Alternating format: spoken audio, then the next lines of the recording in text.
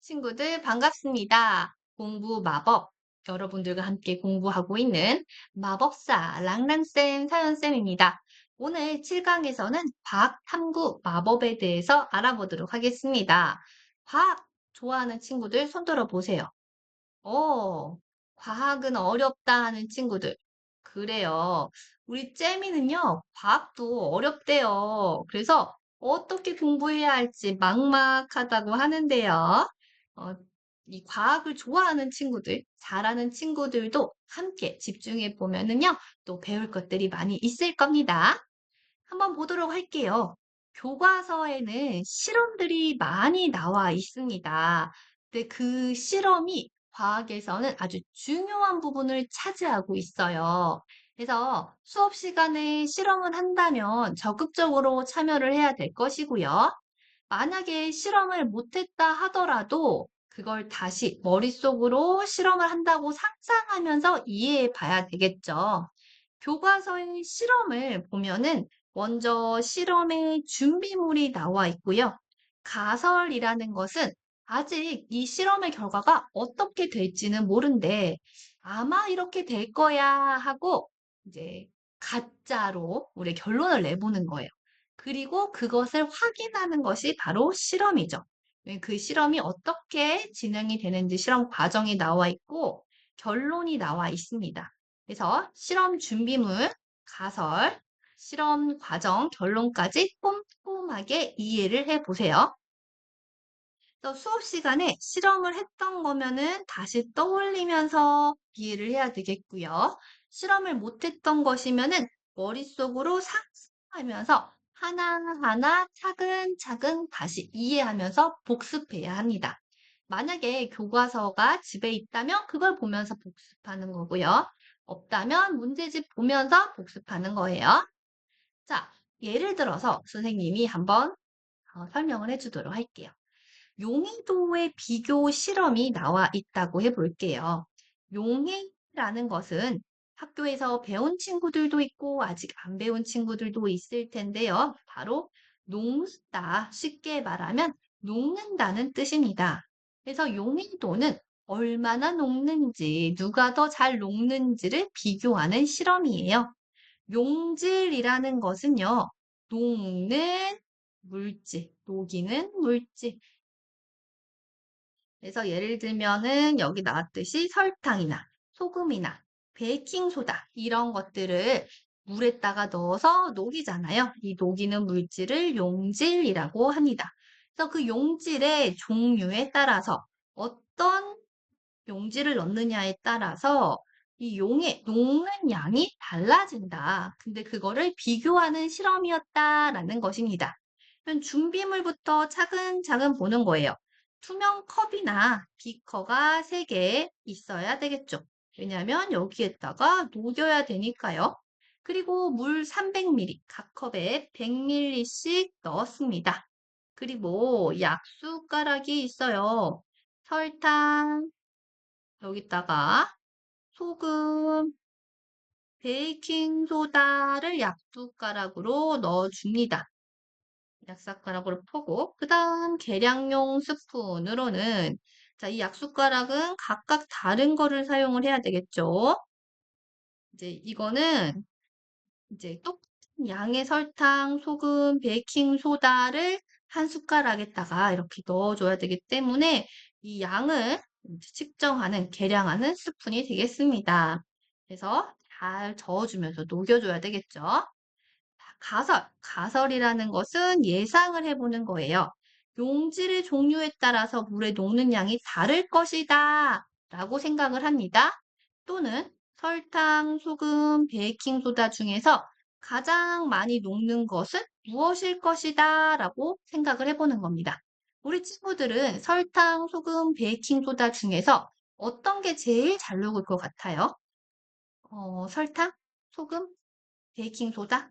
혹시 설탕물하고 소금물하고 이렇게 넣었을 때 뭐가 더 잘 녹을 것 같나요? 이거는 가설이기 때문에 정확한 게 아닙니다. 이걸 가설로 세어보고 실험을 통해서 확인하는 거예요. 준비된 컵에 각각 같은 양의 물 100ml씩을 붓고요. 물의 온도는 동일하게 맞춰줍니다. 왜냐하면 온도가 다르면 또 녹는 양이 달라질 수 있기 때문에 다르게 맞춰주고요.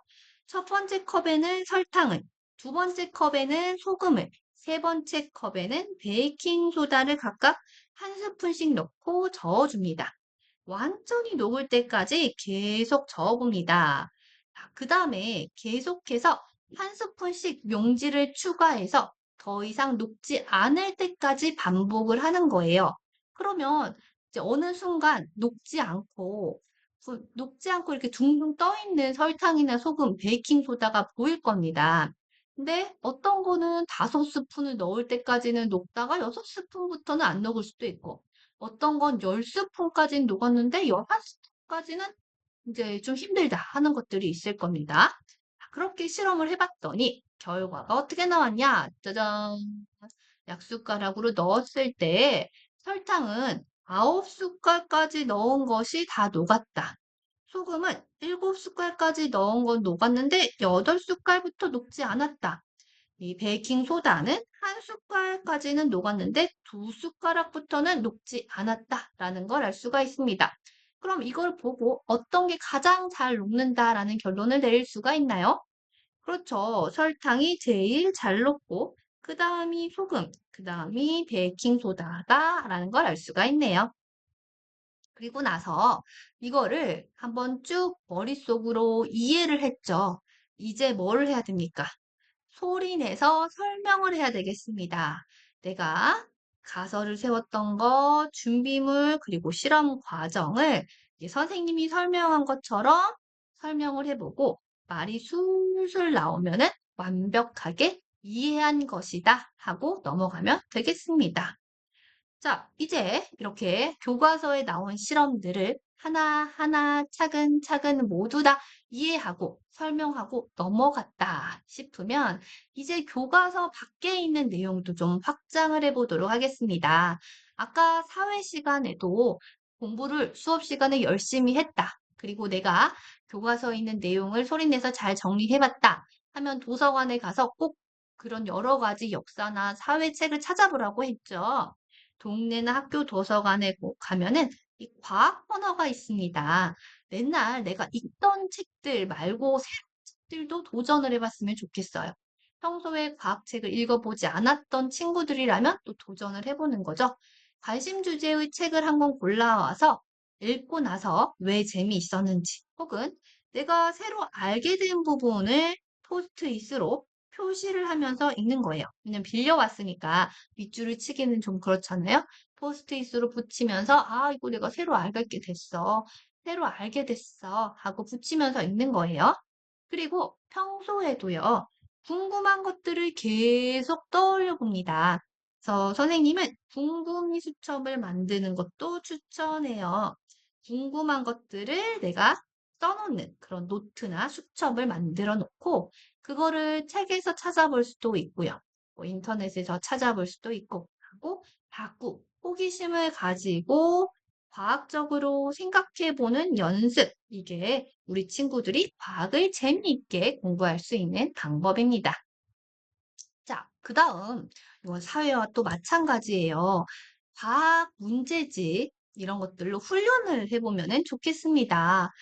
경험 독서, 이제 실험을 열심히 하고, 그리고 또 책을 열심히 읽었다. 그리고 수업 시간에도 열심히 참여했다. 그러면 문제를 풀어보고 나서 이 개념을 단단히 고정시키는 것입니다. 그래서 교과의 기본 문제집들 파는 거 있습니다. 거기에서 실험 설계 같은 것들이 잘 나와 있는 부분들이 있거든요. 그래서 이 문제집을 뭐 매일 두 쪽을 푼다거나 아니면 이게 너무 힘들다. 그러면은 1, 2주에 한 번씩 몰아가지고 푼다거나 이렇게 풀어보고 실험이 나온 부분, 자료를 해석하는 부분도 집중해서 풀어보세요. 자, 틀린 문제가 나왔다. 틀린 문제는 왜 틀렸는지 꼭 확인해 보고요.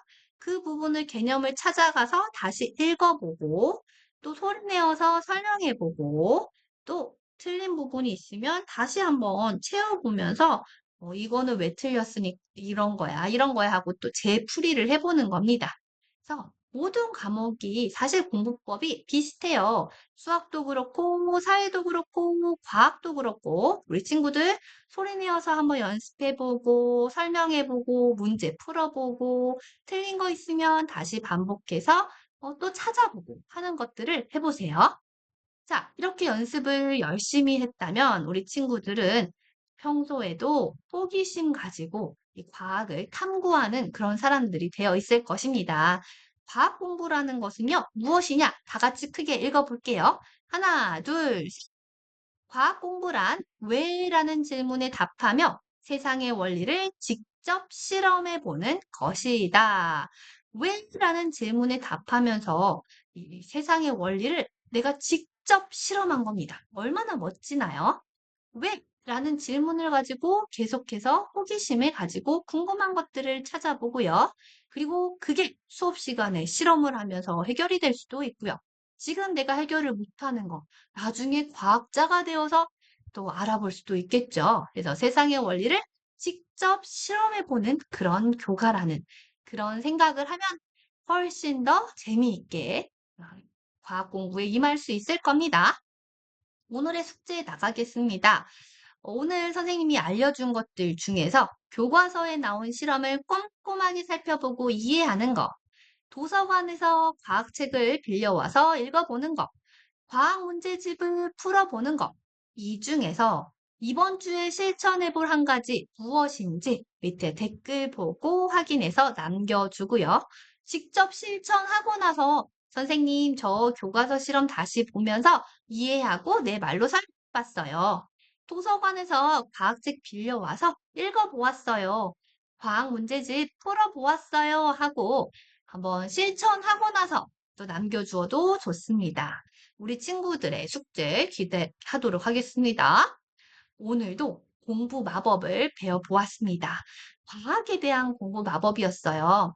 사회는 지도였다고 한다면 과학은 실험입니다. 지도와 실험을 이해하면 사회와 과학을 잡을 수 있습니다. 우리 친구들 교과서에 나온 실험 꼼꼼하게 하나씩 머릿속으로 그려보고 상상해보고 실험해보고 또 수업 시간에도 적극적으로 참여하면서 실험해 보았으면 좋겠습니다. 우리 친구들 다음 시간에 또 새로운 공부 마법으로 만나도록 할게요. 안녕!